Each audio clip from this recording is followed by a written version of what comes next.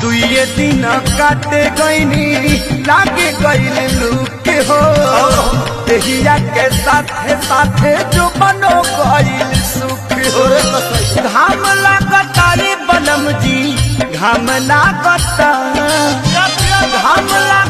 रे सैया घाम लागता घरवा रही तो पका के देतया घरवा रही तो पका के देतया चैत में बड़ा घाम लागता।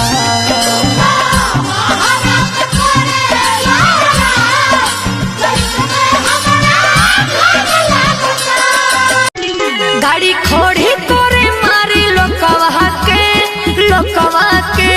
सुना सखी मोर सुनर सजनवा होवे डोरी पर टरकवा के सुना सखी मोर सुनर सजनवा होवे डोरी पर टरकवा के।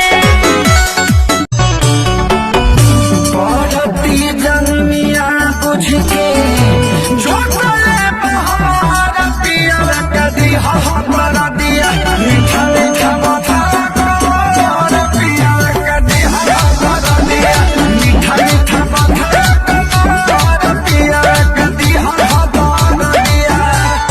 सबको के नमस्ते दोस्तों, कैसे बानी लो? ठीक बानी लो कि नहीं बताइए लो कमेंट में जरूर। कैसे हम तो ठीक बानी। इतना तो मुँह बात कहीं ना के गहूँ कटवा देने बताई तो तो हम कमेंट के जवाब ना देना चाहे नहीं तो जौन गलती हुई तो माफ कर दो। ढेर दिन से कमेंट आता रहा तो सोचने एक बार अलाउ कर दे रहा के ठीक है। दिल से रो के थैंक यू कमेंट करने के लिए और वीडियो को लाइक करने के लिए। बाय। दुए दिन काटे गईनी लागे गईल लूके हो देहिया के साथे साथे जो बनो गईल सुख हो। घाम लागता रे बनम जी घाम लागता रे सैया घाम लागता घरवा रही तो पका के देतया घरवा रही तो पका के देतया चैत में बड़ा घाम लागता।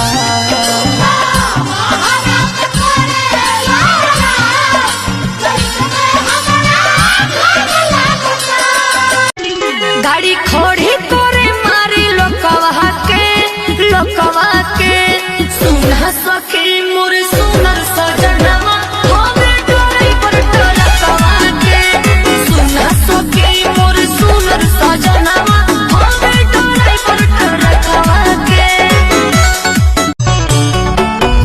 पड़ती जन्मिया बुझ के झोंकले बहार पिया कदी हमारा दिया मीठा मीठा माथा और पिया कदी हमारा दिया मीठा मीठा माथा और पिया कदी हमारा दिया।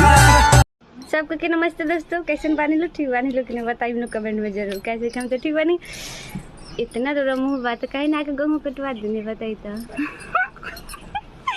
तो हम कमेंट के जवाब ना देना चाहे नहीं तो जौन गलती हुई तो माफ कर दो।